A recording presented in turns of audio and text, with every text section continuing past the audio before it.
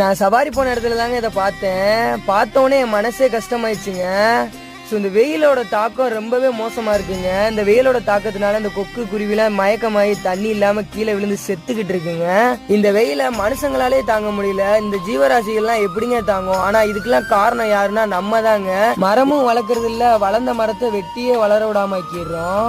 இந்த ஜீவராசிகள்லாம் தண்ணி கிடைக்காம மயங்கி விழுகிற மாதிரி ஒரு நாள் நம்மளும் விழுவோம். ஸோ ஏன்னா இப்பயே நிறைய ஊர்கள்ல தண்ணி இல்லாம, நிறைய கிராமங்கள்ல தண்ணி இல்லாம கஷ்டப்பட்டுட்டு தான் இருக்காங்க. இந்த நிலைமைலாம் நம்மளுக்கு வரக்கூடாதுன்னா கண்டிப்பா ஒவ்வொருத்தரும் நிறைய மரக்கன்றுகளை நடுங்க.